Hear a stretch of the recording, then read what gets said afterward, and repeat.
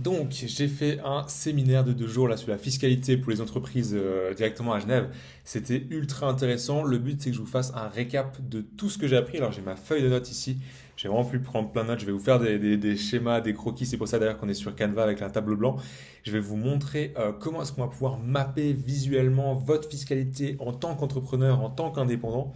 Et je me suis mis plein de petits mots-clés dont je vais vous partager. Alors, je ne sais pas exactement combien de temps je vais mettre pour vous retransmettre tout ça, mais j'étais vraiment content déjà d'avoir trouvé un séminaire spécifique à la fiscalité ici en Suisse pour faire un tout petit peu de contexte. Aujourd'hui, sur le côté fiscalité pour les personnes physiques, donc les personnes physiques, c'est Jérémy Torrent par exemple. Je vais vraiment prendre ma situation à chaque fois. Et du coup, pour les personnes morales, donc l'entreprise, la programme Odyssée SARL, j'avais déjà un petit, enfin j'étais vraiment clair sur le côté personne physique, mais c'était totalement flou sur comment gérer la fiscalité d'un point de vue entrepreneurial. Et pour la bref parenthèse, sur l'année 2025, j'avais rejoint un programme de formation, à même titre que bah, du coup pour investir en bourse, j'apprends à comment créer une société, enfin une entreprise, etc. Et via ce programme, il y avait un séminaire, un mastermind, je ne sais plus exactement quoi, enfin une intervention. Et puis, enfin, justement, un des intervenants, c'était un avocat fiscaliste qui gérait en l'occurrence bah, du coup le patrimoine de la personne sur laquelle moi j'avais fait confiance, j'avais rejoint un petit peu son école, on va dire ça comme ça, sur l'année 2025. Et lui, du coup, proposait bah, justement ses propres formations, séminaires, accompagnements. Et du coup, j'avais rejoint bah, ce séminaire-là de 2 jours sur Genève. Alors, il y avait le côté très. Enfin, il y avait aussi un avocat fiscaliste français, parce que forcément, ça concernait un peu le côté francophone. Donc, déjà, il y avait la chance d'avoir un Suisse, mais il y avait aussi le côté français. Donc, c'était assez intéressant. Et je vous fais une petite parenthèse, c'est que on a vraiment de la chance en Suisse, parce que littéralement, à chaque fois qu'une personne posait une question ou que l'avocat fiscaliste français expliquait un petit peu les particularités qu'ils avaient, que les montages financiers qu'ils devaient faire, littéralement, Joseph, du coup la personne, l'avocat fiscaliste suisse, 2 secondes après disait, bon, alors en Suisse, je vous rassure, ça n'a rien à voir, et vraiment tout ce qu'ils avaient de complexe, nous, c'est relativement simplifié. C'est ce qu'on va voir aussi aujourd'hui. Et c'était ultra intéressant à voir ça. Ça parlait vraiment de. C'était même très avancé par rapport à mon niveau actuel, hein. Ça parlait même de fiscalité au niveau international, d'avoir des holdings en Grèce pour acheter de l'immobilier en Espagne. Enfin, c'est délocalisé à Dubaï évidemment. Il y avait beaucoup de sujets d'expatriation, d'optimisation fiscale, même d'héritage. Finalement, quand on a bâti un patrimoine, comment on fait pour le transmettre à son époux, son épouse, des enfants, peu importe, avec bah, tout le côté finalement fiscal d'optimiser tout ça. Donc c'était ultra intéressant. Et le but, c'est que je vous fasse un récap finalement de ben voilà, quelles sont un petit peu les pépites qu'on peut en retirer nous en tant qu'indépendant, en tant qu'entrepreneur ici en Suisse. Et moi, la principale question que j'avais quand je suis allé bah, du coup rejoindre cet accompagnement, enfin ce séminaire, c'était finalement aujourd'hui, j'investis en bourse, c'est une certitude. Jusqu'ici, je le faisais en tant que Torrent Jérémy, donc de personne privée, donc personne physique plutôt. Et en fait, puisque je suis passé en SARL début 2026, la question que je me posais, c'est est-ce que finalement, j'aurais pas enfin, comment dire ça, un meilleur avantage à investir en tant que personne morale, donc en tant que l'entreprise. Pourquoi? Parce que du coup, je vous apprends rien, mais en personne physique, vous allez avoir, alors je vais juste mettre peut-être du texte, comme ça va être plus simple. Donc, personne physique, vous n'avez aucun impôt sur les plus-values. Donc, ça veut dire que, alors je vais peut-être en mettre un petit peu en dessous, je m'excuse, je vais faire le record en même temps que je vais faire un peu les schémas, etc. Donc, personne physique, en gros, et puis ici, tac, personne morale. Ici, si je descends un petit peu, donc pas d'impôt sur les plus-values. Ici, par contre, vous allez avoir impôt sur le bénéfice. Donc en gros, c'est pas vraiment un impôt sur le revenu, c'est l'impôt sur le bénéfice, hein, mais c'est l'équivalent pour une entreprise. Et en revanche, si vous allez vous verser de l'argent, en fait, je vais peut-être faire différemment, parce que là, du coup, avec du texte, ça va être un petit peu compliqué. La question que je me posais, c'est que du coup, moi, je sais. Alors, laisse-moi prendre. Tac. Ok, pourquoi il me laisse pas? Voilà. Donc, moi, j'avais du coup, on va dire, ma source de revenus ici.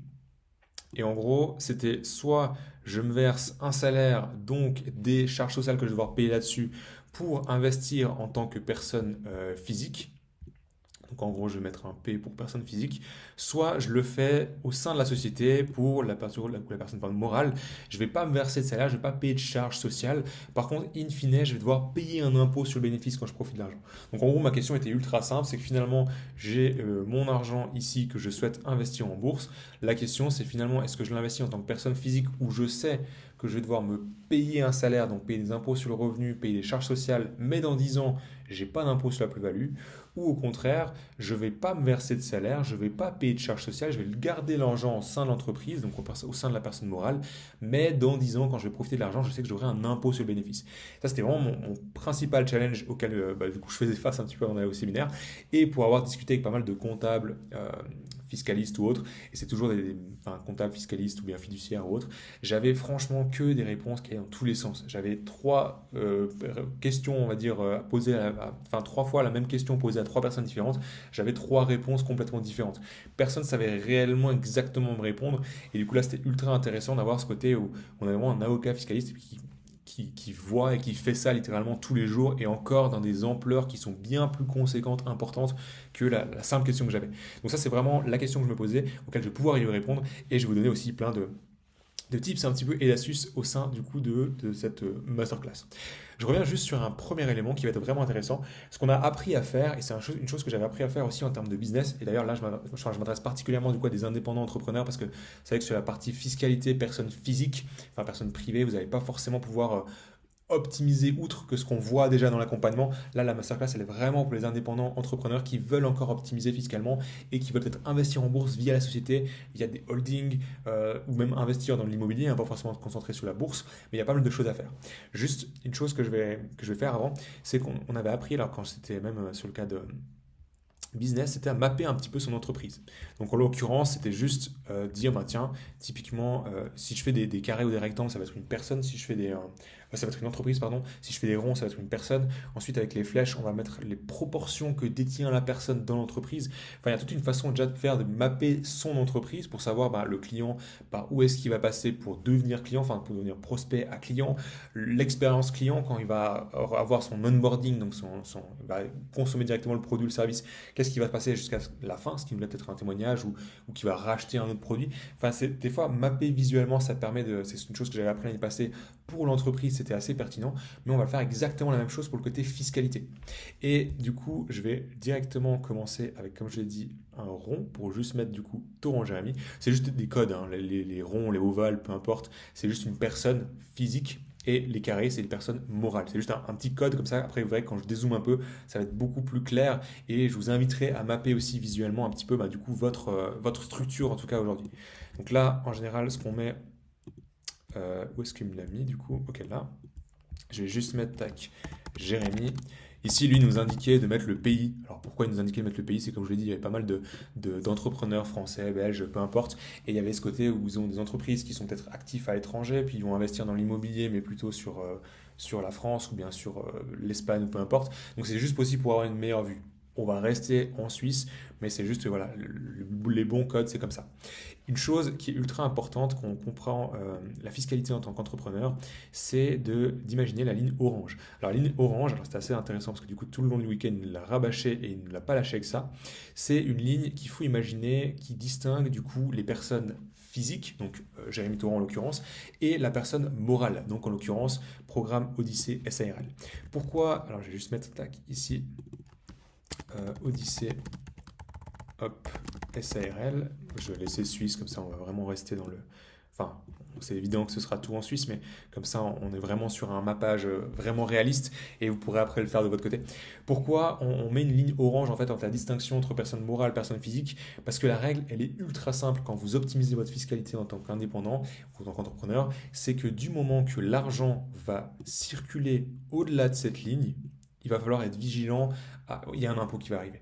Il y a un gros impôt qui va arriver. Enfin, alors, un gros impôt, ça dépend toujours de la façon dont on le fait, mais c'est juste une façon de se dire que quand on fait de la fiscalité, et d'ailleurs c'est un des points que je voulais vous aborder là dans ma liste de notes, c'est toujours réfléchir quel est l'objectif. Avant de mettre en place une structure, soit une SARL, une raison individuelle, une SA, une holding, est-ce qu'on fait remonter avec des dividendes, est-ce qu'on investit en bourse via le titre privé ou bien la personne morale, peu importe, il faut juste déjà réfléchir à quel est l'objectif et vraiment avoir la vision finale. Quelle est la vision finale qu'on veut avoir? Pourquoi? Parce que ça va nous permettre de prendre les bonnes décisions. Parce que si on sait l'objectif final, comme on fait finalement dans l'accompagnement, on part vraiment de la fin puis on revient à aujourd'hui, c'est vraiment le même principe. Qu'est-ce qu'on a envie? Finalement, si j'investis en bourse, si j'investis en immobilier, peu importe, est-ce que je vais réinvestir automatiquement l'argent pour l'effet cumulé puis avoir plus, ou au contraire, est-ce que je vais profiter de l'argent? Cette finalité elle va nous dire en fait comment va circuler l'argent. Et en fait, cette finalité, enfin comment circule l'argent, c'est simplement si si on va vouloir profiter de l'argent, donc passer l'argent de l'entreprise à la personne physique, donc en l'occurrence nous-mêmes, donc finalement utilisé pour partir en vacances ou peu importe, eh bien l'argent va devoir outrepasser un petit peu cette ligne orange qu'il appelait ça. Je vais juste changer, mettre en rouge, comme ça on va distinguer un petit peu à chaque fois. Et en gros, à chaque fois qu'on a cette ligne orange qui va être franchie, on va avoir du coup les impôts qui vont passer. Et la question, c'est comment est-ce qu'on peut optimiser tout ça de sorte à ce que l'argent traverse le moins de fois possible cette ligne orange et surtout lorsqu'il le traverse, bah, qu'il le fasse de la meilleure des façons possibles. On a plusieurs façons de faire avec du salaire, avec des dividendes, avec des différentes façons de... Ouais, enfin, principalement, on va dire salaire dividende pour la partie personne morale à personne physique, mais ensuite, en l'occurrence, si on reste en dessous de la ligne, puis on fait circuler l'argent entre les différentes SARL, SA Holding, on a différentes façons de faire. Mais toujours partir de l'objectif final, finalement, l'argent, comment est-ce qu'on souhaite l'utiliser, à quelle fin, et ensuite, déjà avoir mappé visuellement sa structure juridique, sa structure fiscale, et puis ensuite, comment est-ce qu'on va faire circuler un petit peu l'argent. Donc là, en l'occurrence, ma situation, elle est ultra simple. Alors déjà, juste avant, enfin, si je prends un petit peu l'année passée, moi, j'étais plutôt comme ça. Donc ici, je vais juste mettre RI, hein, donc la raison individuelle. Donc j'avais la raison individuelle qui correspondait littéralement à Torrent Jérémy, hein, ce qui signifie qu'en fait tous les revenus que j'avais générés, en fait c'était imposé comme impôt sur le revenu. Donc simplement il y avait beaucoup d'impôts à ce niveau-là. Simplement le fait de passer en SARL, je peux me verser un salaire qui est du moins décent, hein, qui doit quand même correspondre à un certain tableau. Ça va dépendre un petit peu de votre canton. Et au-delà de ça, l'argent peut rester en fait dans la SARL, ce qui fait que je ne serai pas imposé sur ce revenu, je ne vais pas payer de charges sociales. Et je vous mets juste 2, 3 codes aussi, parce que ça ne sera pas utile pour moi en l'occurrence, mais ça vous sera utile pour vous. C'est si vous avez des raisons individuelles, raisons individuelles, j'arrive pas à faire deux choses en même temps, une résidence principale ou des biens immobiliers mais en locatif. Alors, vous m'excusez les dessins, hein, c'est vraiment du croquis. Le but, c'est juste de mapper visuellement pour savoir un petit peu où est-ce qu'on en est. Je vous mets juste 2 acronymes. Du coup, ici, on a RP pour, du coup, résidence principale, donc c'est là où vous habitez. Et ici, on aurait des BR pour bien de rendement.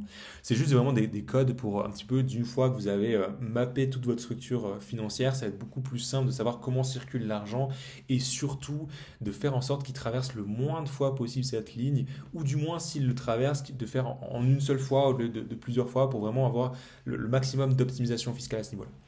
Donc simplement, c'est plus pour la partie après pour vous, si vous le faites. Si vous avez une résidence principale, en général, on dit c'est une petite maison avec RP. Et si en revanche c'est un bien de rendement, bah, du coup c'est BR. L'objectif, ça va être de CBR, donc les biens de rendement, de les mettre en dessous de la ligne, c'est-à-dire de soit les acheter via une SARL, puis ensuite de faire circuler l'argent avec une holding. Je vous montrerai juste après à quoi ça ressemble. Et la résidence principale, ça va être plus intéressant de la laisser au-dessus de la ligne.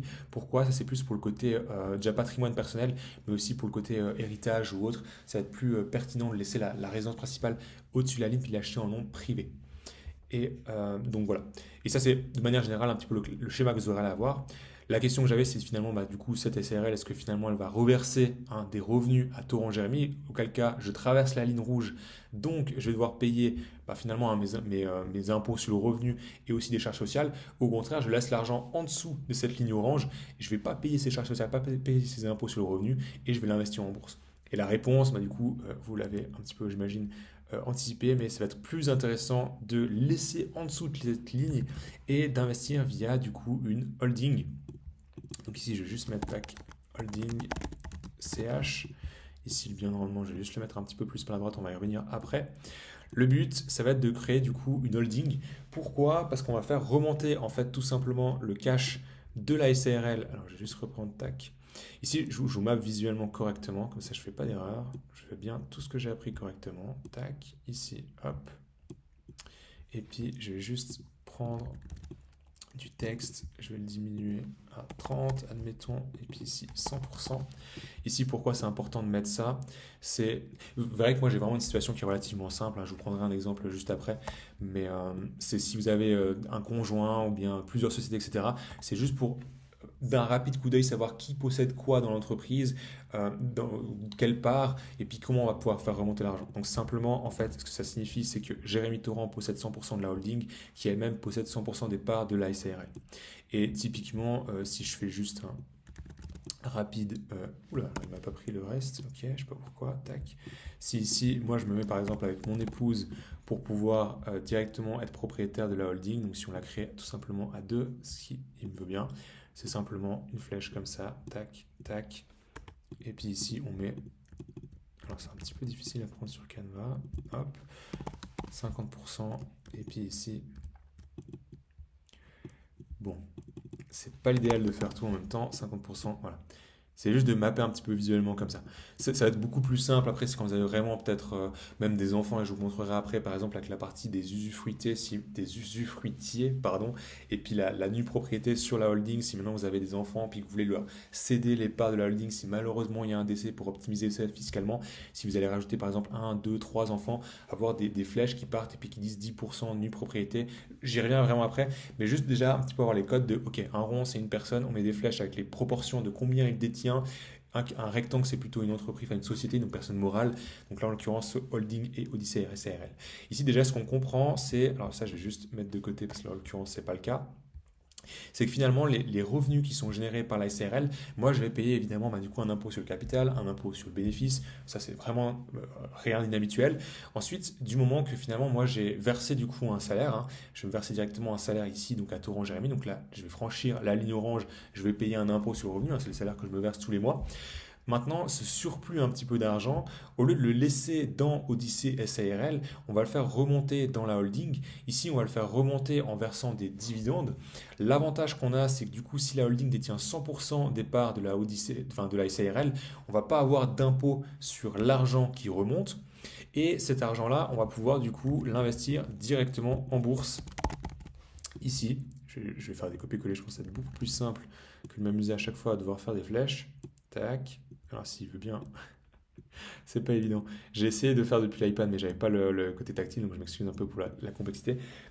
Mais donc, on a tout ce côté où finalement, en fait, le free cash flow, si on parle vraiment purement technique, de la SARL va remonter dans la holding grâce aux dividendes sur lesquels la holding va payer aucun impôt. Pourquoi? Parce qu'elle détient vraiment 100% des parts de la SARL, d'où l'importance de vraiment avoir cette proportion. Et ensuite, c'est la holding qui va elle-même investir en bourse. En fait, la question qu'on pourrait se poser, c'est typiquement pourquoi ne pas investir avec la SARL en bourse. Et pour ça, je vais juste prendre un autre exemple avec des biens de rendement.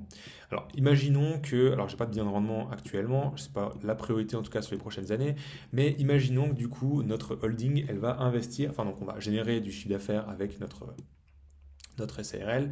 Je vais vous faire en deux temps pour vraiment illustrer un petit peu ce que je voulais dire. C'est qu'imaginons que du coup, j'ai toujours de la peine, tac, les flèches, hop, que ce soit la SARL qui génère du chiffre, du bénéfice, et qui à la fin de l'année achète finalement un bien de rendement, donc un appartement, 400, 500 000 francs, peu importe, et donc il y a une dette auprès d'une banque, il y a des loyers qui rentrent, etc. Maintenant, imaginons le pire du scénario où le locataire du coup ne peut pas payer, ça met en défaut finalement la dette, hein, l'hypothèque qu'on a sur ce bien. En fait, si ce bien de rendement appartient à la SARL et qu'on a tout centralisé au même endroit, eh bien en fait la SARL, enfin du moins si la banque ne se voit pas rembourser sa dette, eh bien en fait ça va être la banque qui va aller directement voir le créancier, donc nous, pour dire ben, il faut rembourser. Si vous n'avez pas les moyens, ils vont vous mettre en faillite. Et en fait, ils vont mettre en faillite l'ASRL, donc l'activité principale. Et le but de tout mettre dans une holding, donc quand je dis tout mettre dans une holding, c'est centraliser le flux financier pour ensuite le redispatcher correctement, ça va être d'isoler en fait chaque fois son risque. C'est-à-dire qu'au lieu de justement c'est la SARL qui achète un bien de rendement et qui va du coup le posséder et faire donc la dette au niveau de la SARL. On va directement demander, la holding, j'arrive toujours pas à prendre ces flèches, voilà, va créer une SARL qui va elle-même détenir un bien de rendement. Et si on souhaite simplement investir dans un second bien, en fait on fait exactement le même principe mais avec une autre SARL. De sorte à ce que cette SARL détienne ce bien de rendement, celui-ci, et ainsi de suite. À savoir qu'on peut mettre peut-être un immeuble avec 3 appartements dans la même SARL. Le but, c'est en fait d'éviter un petit peu ce côté effet domino et l'activité principale va faire remonter le cash dans la holding. De nouveau, c'est important que la holding détienne vraiment 100% des parts ou c'est plus d'1 million de... J'ai plus la valeur, je ne vais pas dire de bêtises, hein, mais j'ai plus le montant exact de combien de parts doit détenir la holding pour justement être exonéré d'impôts sur le cash qui va remonter, ou c'est 1, je ne sais plus combien d'impôts, c'est vraiment minime. Puis ensuite, elle va pouvoir le reverser du coup dans la SARL pour qu'elle-même puisse acheter le bien de rendement, de sorte à ce que si malheureusement il y a une faillite ici sur cette partie-là, en fait ça ne vient pas impacter celle-ci et ça ne vient pas impacter celle-ci non plus. Donc ça c'est juste important de comprendre que du coup la holding c'est plutôt le centre, on va dire la centrifugeuse pour faire le point de contact avec toutes les différentes sociétés pour pouvoir ensuite redistribuer le cash. Donc simplement, on fait remonter ici l'entreprise, enfin le cash directement dans la holding qui elle-même va investir en bourse. Et à même titre que si typiquement, et ça peut être le cas, il nous a pris l'exemple avec des promoteurs immobiliers ou même d'autres entreprises. Si ici par exemple j'ai une menuiserie et puis ensuite j'aurai un bureau d'architecture ou peu importe, tac. En fait, c'est le même principe. On va distinguer chacune des SRL. Alors, je prends des SRL, ça peut être des SA, peu importe. Hein, de les distinguer les unes des autres, faire remonter à chaque fois. Donc là, il faut imaginer des flèches qui remontent tout vers la holding, puis ensuite va soit réinvestir en bourse, soit via une autre société réinvestir du coup en immobilier, soit justement se remonter des dividendes ici sur la partie personnelle, donc la personne physique, pour pouvoir en profiter. Le but de la holding, c'est vraiment de pouvoir avoir ce point de contact entre ces différents flux financiers et de pouvoir redistribuer à chacune des différentes personnes morales, donc entreprises, pour pouvoir vraiment isoler le risque de sorte à ce qu'il n'y ait pas un effet domino, qu'une boîte coule, puis ça entraîne la faillite de l'autre, puis de l'autre, puis de l'autre. Ça, c'est vraiment l'objectif. À même titre que créer une SARL, finalement, en société à responsabilité, c'est que si celle-ci fait faillite, on ne peut pas outrepasser cette ligne orange et venir chercher notre patrimoine privé. Donc ça, c'était principalement la réponse que je n'ai cherchée. Et effectivement, on peut du coup créer une holding qui va du coup investir elle-même en bourse. Alors effectivement, il va y avoir cet impôt hein, sur la personne. Alors j'ai supprimé, mais il va y avoir cet impôt sur la personne. Cet impôt sur le bénéfice qui sera généré, mais en fait avec toute la partie où on va éviter de faire remonter l'argent directement sur la personne physique pour payer un impôt sur le revenu plus des charges sociales, on va être gagnant du coup à long terme. Et ça, c'est aussi un élément. Alors, je ne vais peut-être pas le faire là parce que du coup, du coup avec ma situation, etc. Parce que c'est un calcul de coût d'opportunité que vous avez directement dans le school, hein, le simulateur d'intérêt composé. Et vous avez aussi l'autre lien de admin.ch pour vraiment aller faire votre simulation fiscale. Et c'est exactement le même principe qu'on fait en tant que personne physique. Vous cliquez juste sur la partie personne morale, mettez le canton, la commune dans laquelle vous êtes, le bénéfice que vous allez générer. Imaginons que dans 10 ans, vous ayez X francs investis en bourse. Vous mettez ce montant, vous voyez la partie que vous allez payer en impôts. Et ensuite, si vous voulez faire l'autre calcul de si vous devez justement vous verser un salaire, en fait, je vais faire très simple. Imaginons que tous les mois, on investisse 1000 francs, ça va être beaucoup plus simple, tac. En fait, ces 1000 francs, si on les investit du coup via la holding, on va faire remonter donc 12 000 francs, on va parler en annuel, ça va être beaucoup plus simple. On va faire remonter 12 000 francs dans la holding sur lequel on va payer aucun impôt, puis ces 12 000 francs vont aller ici investir en bourse. Donc là, on n'a payé aucun impôt sur le revenu, aucune charge sociale, simplement dans 10 ans, on va prendre de nouveau des chiffres ultra simples, comme ça on ne s'embête pas. Imaginons qu'il y a 100 000 francs et que sur ces 100 000 francs, on va vendre 20 000 francs une fois dans l'année pour pouvoir profiter de ces bénéfices. Eh bien, c'est dans 10 ans qu'on va payer 100 000 francs, enfin 20 000 francs de bénéfices sur ces 100 000, parce qu'on aura sur les 100 000 de capital vendu 20 000, donc réaliser un bénéfice de 20 000 francs sur lequel on va être imposé. Et l'impôt sur le bénéfice est beaucoup plus avantageux que l'impôt sur le revenu en tant que personne physique. Pourquoi? Parce que là, on va aller, il doit être autour de 13-14%, je ne vais pas dire de bêtises, mais ça dépend forcément du canton dans lequel vous êtes. Mais de manière générale, si on prend l'entièreté de la Suisse, vous êtes beaucoup plus avantagé en impôt sur le bénéfice qu'en impôt sur le revenu. Parce que simplement, l'impôt sur le revenu est proportionnel, donc il va déjà s'ajouter à votre salaire, etc. Maintenant, si on prend l'autre scénario, où je n'avais pas cette holding, puis je vais faire remonter l'argent directement sur Tauron Jérémy, en fait, c'est 12 000 francs par année. En fait, ils vont traverser la ligne orange. C'est-à-dire que moi, je vais me rajouter de l'impôt sur le revenu. Je vais devoir payer des impôts là-dessus. Et alors que déjà, ils auront été imposés ici, hein, parce que ça va être un bénéfice, donc je vais être imposé sur le bénéfice, plus imposé sur le revenu, donc doublement imposé. Et en plus de ça, je vais devoir payer des charges sociales, hein, AVS, AI, assurance enfin, allocation familiale, assurance chômage, etc.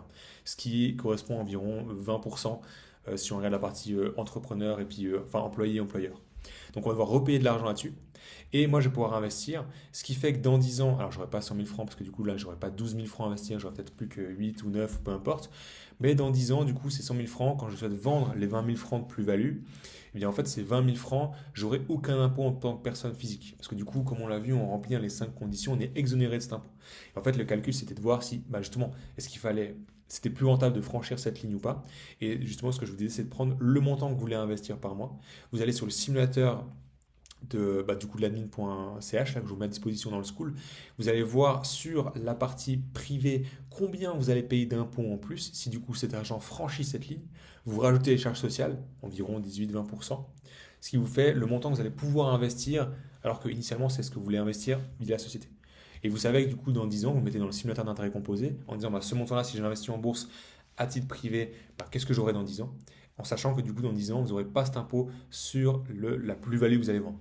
Et maintenant, le scénario à opposer, vous savez qu'en fait, ce montant que vous voulez investir, si vous le laissez en dessous de la ligne, donc via une holding, bah, finalement, vous n'allez pas payer d'impôt là-dessus.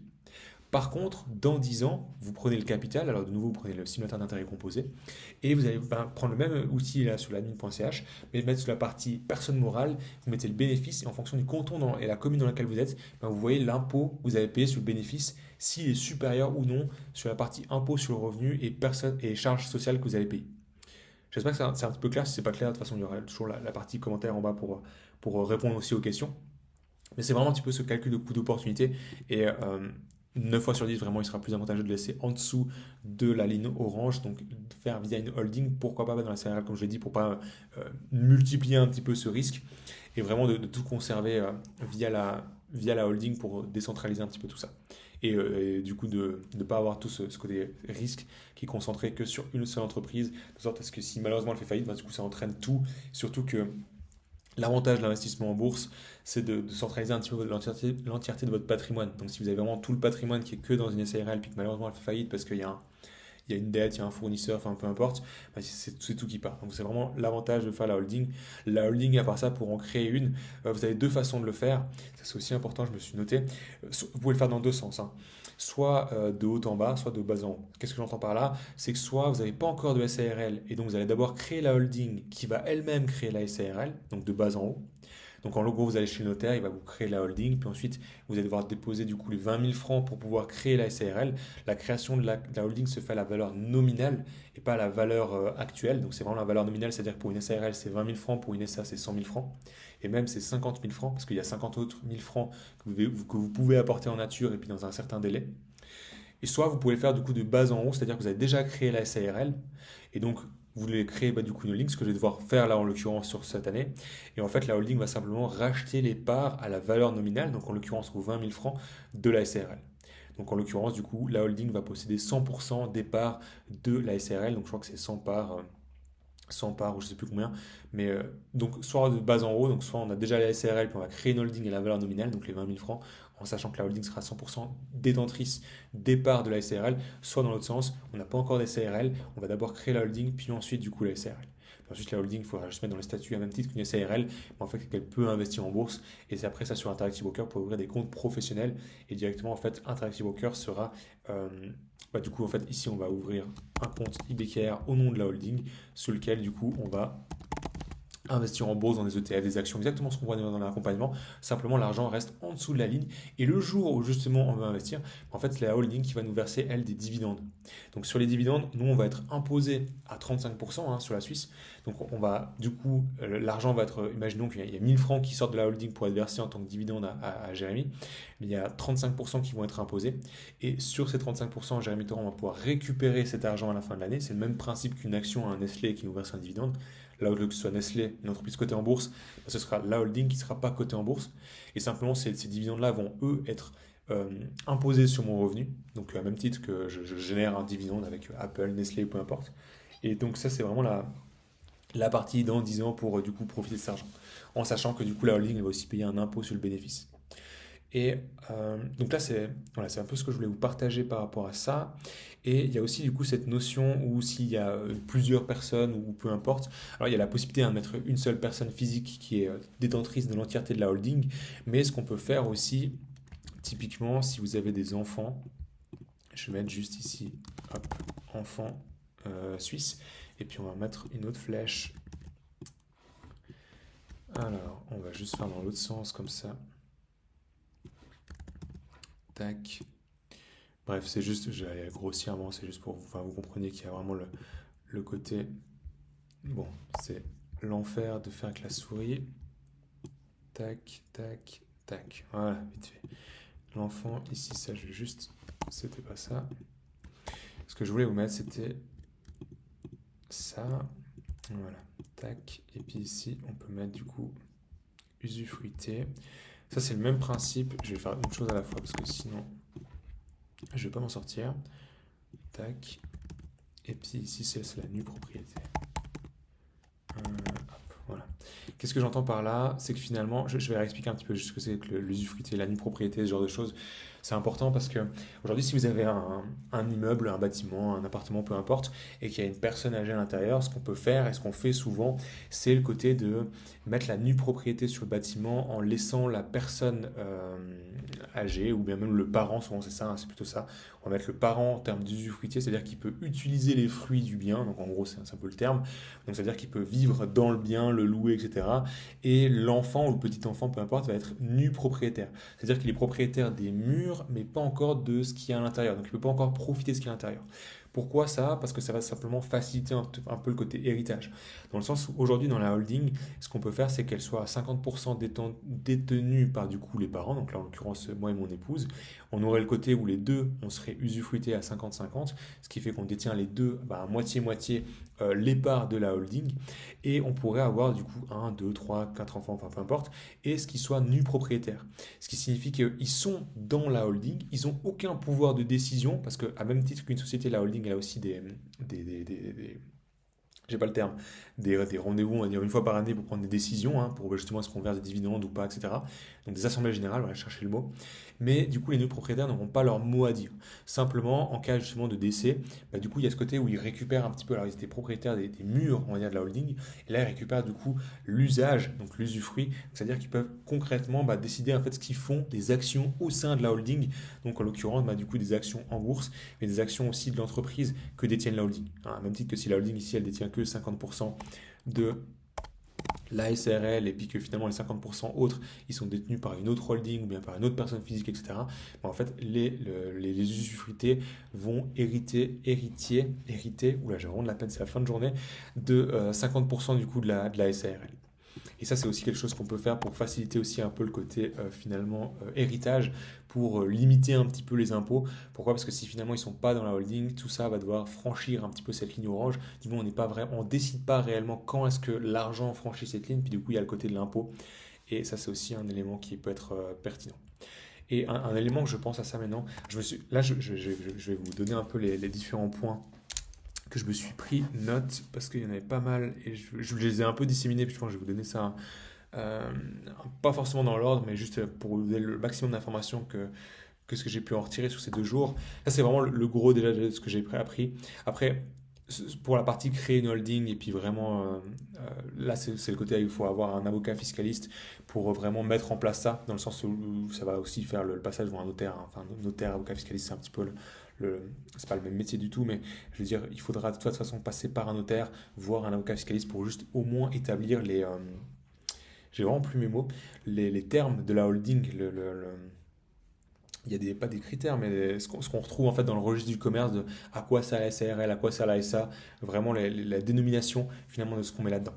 Et ce que je voulais vous dire juste avant, c'est tac, donc la holding elle va pouvoir investir, ouais.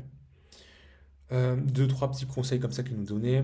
Le premier, c'est tout ce qui est, et on a même parlé des côtés contrats de mariage, voire même les directives anticipées. C'est vraiment important de le faire parce qu'aujourd'hui, si vous n'avez pas choisi finalement dans quoi, enfin comment va être géré un petit peu le côté de votre héritage, finalement, ça va être selon les.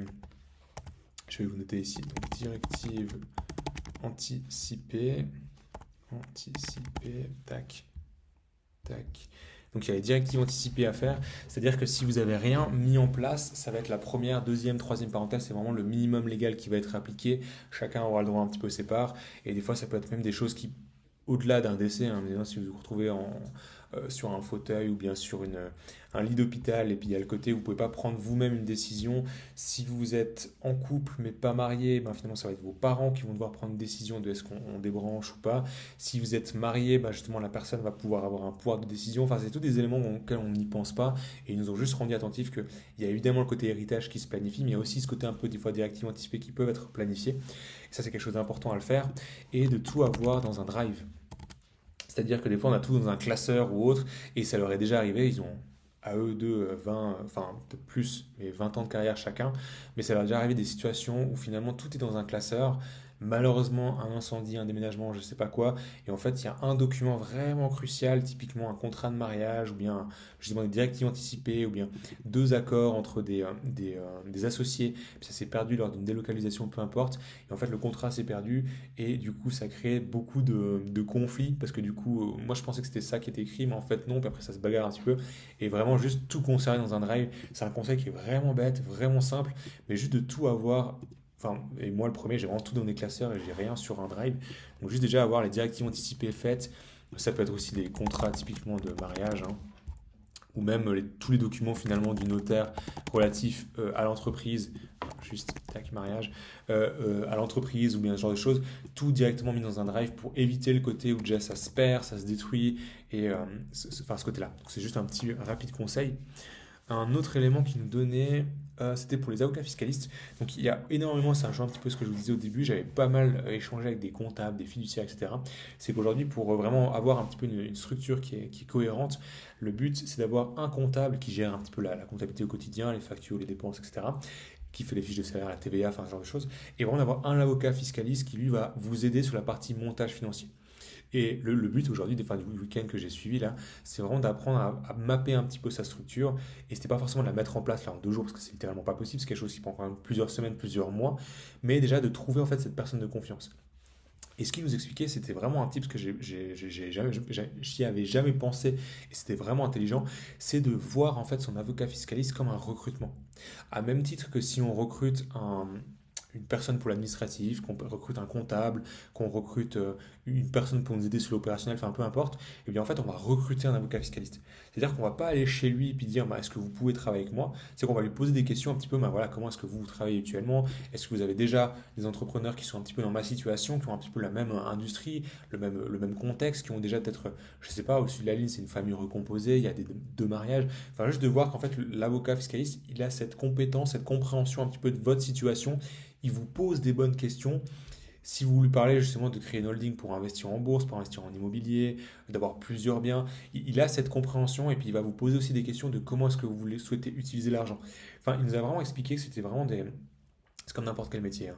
Il y a des personnes qui sont extrêmement compétentes, d'autres qui le sont moins. Et un partage d'expérience qui avait, je pense, de manière unanime dans la salle, c'était qu'à chaque fois qu'un entrepreneur disait à son comptable enfin, qu'il utilisait le mot holding auprès de son comptable, le comptable avait la même réaction, c'est oh non, pas de holding, non, mais tu sais, ça va être compliqué, etc. Ça peut, évidemment, ça peut être compliqué, ça peut être pas l'idéal, ça va dépendre un peu de votre situation. Je vous montrerai après un exemple dans quel cas une holding ne serait pas du tout intéressant.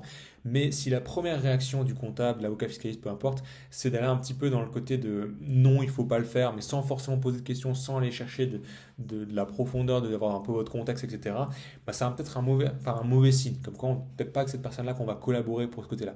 C'est vraiment quelque chose qu'il faut prendre au sérieux, ce côté fiscalité, et à même titre que le côté euh, bah, votre médecin, finalement, vous allez le choisir avec soin presque. Si vous allez chez le médecin en lui disant vous avez mal au dos, il ne va pas vous dire non mais c'est bon, serre un peu les dents, ça va aller.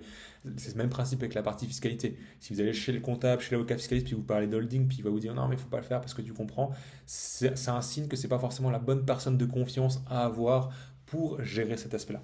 Enfin, il a vraiment mis un gros accent la première matinée sur comment recruter, même si c'est pas vraiment un recrutement, hein, c'est plutôt une collaboration, mais de vraiment le voir, ce côté avocat fiscaliste comptable, comme un recrutement en lui posant des. Alors, on va pas lui poser des questions, lui demandant son CV, etc. Mais juste de manière intelligente, lui demander bah, tiens, est-ce que vous avez d'autres entrepreneurs comme moi qui souhaitent aussi investir.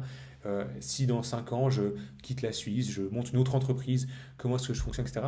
Juste voir que c'est une personne compétente qui comprend un petit peu son industrie, son système, enfin l'industrie dans laquelle vous opérez à titre purement opérationnel, hein, parce que typiquement un garage n'aura pas les mêmes challenges qu'un chirurgien dentiste ou peu importe, et donc pas peut-être les mêmes besoins en liquidité pour réinvestir dans une machine ou autre, et donc les flux financiers seront différents, et donc la structure juridique ici sera aussi différente. Et c'est juste voir un peu ce côté où finalement l'avocat fiscaliste, tac, comme un recrutement. Même si factuellement ça n'en est pas un, enfin c'est pas les mêmes questions, etc. Mais juste avoir le même process, on va interviewer deux, trois personnes.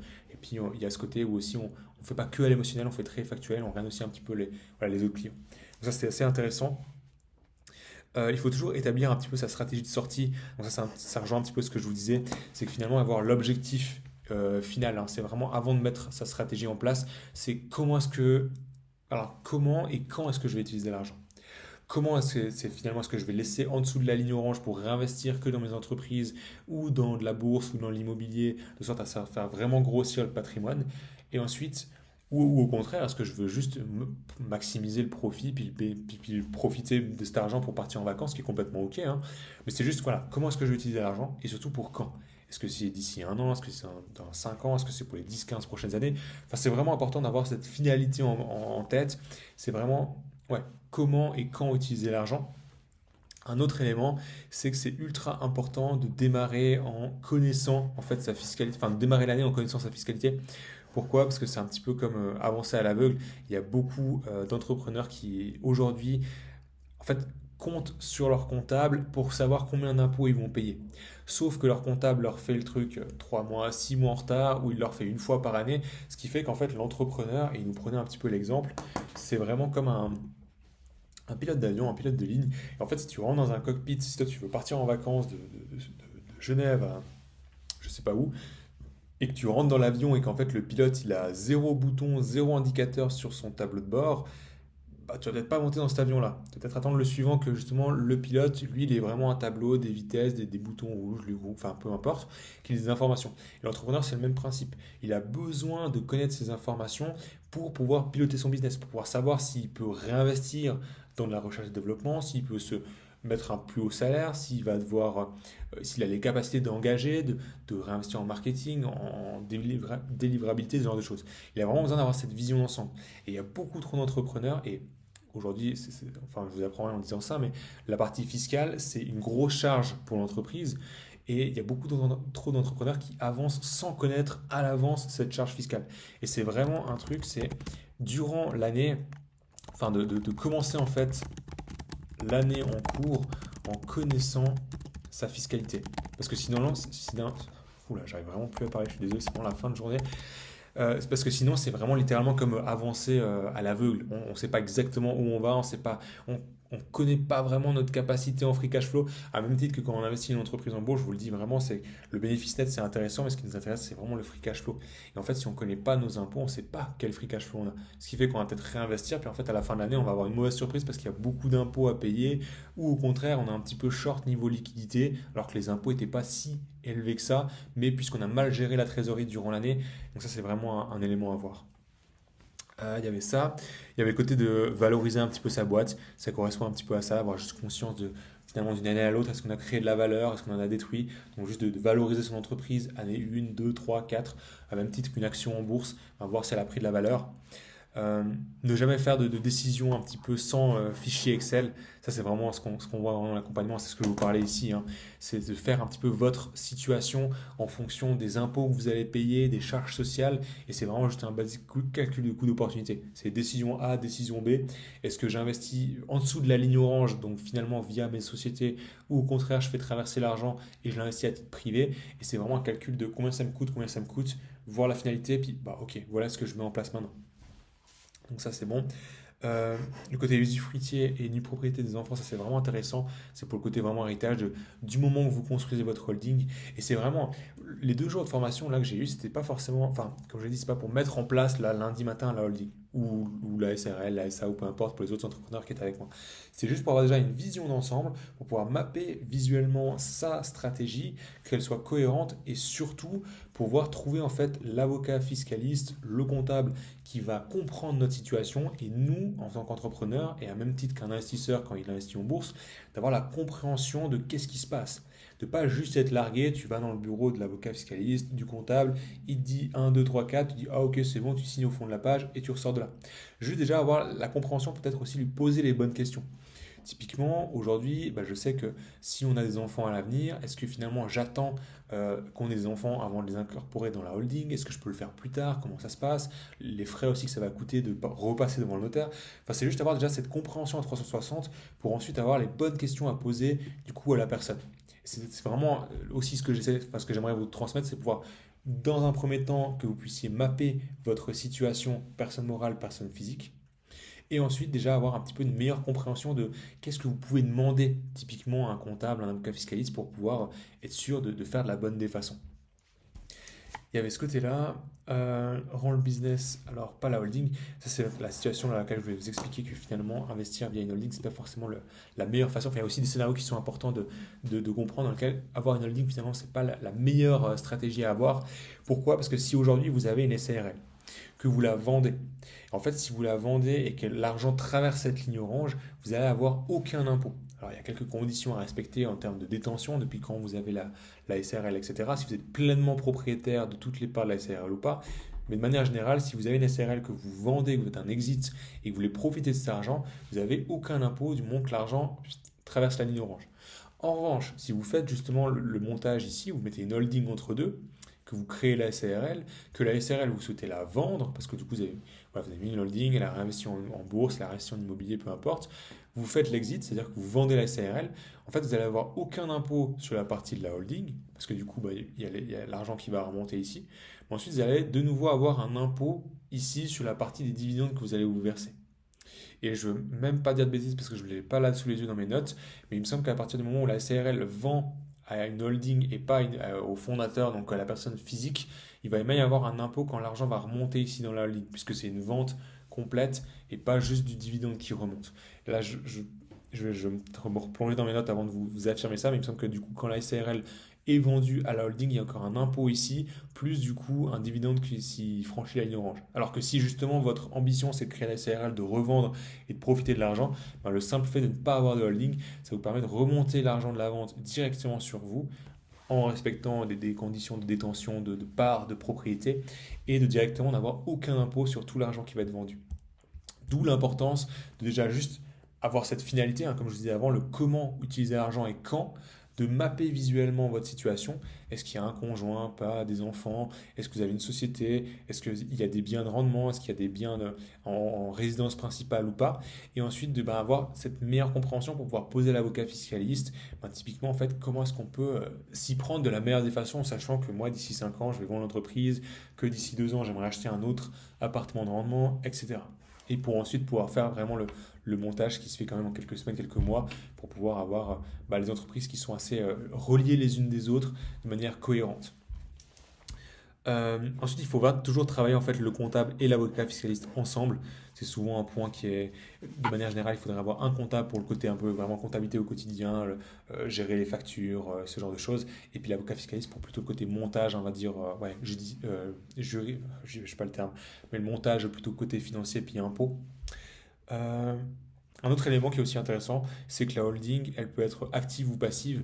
Alors, je ne vais pas rentrer dans les détails parce que ça ne va pas forcément concerner tout le monde. Et puis, dans la majeure partie du temps, la holding sera plutôt passive dans le sens où elle va servir à faire transiter l'argent entre les différentes structures, SARL, etc. Mais elle peut être aussi active, de sorte à ce que si ici, dans la SARL, vous avez vos proches qui travaillent dans la SARL, vous avez des salariés, donc des salariés, puis tout simplement des proches, un conjoint, un enfant, enfin peu importe. Et en fait, vous aimeriez leur mettre à disposition un plan LPP qui soit un petit peu mieux que ce que les autres salariés ont. En fait, vous auriez la possibilité de les salarier via la holding, du coup en ayant une holding qui soit active, et d'avoir un plan LPP qui soit différent de la SARL. Alors, vous pourriez déjà avoir dans la SARL des plans LPP différents en fonction du poste dans lequel vous occupez dans la SARL.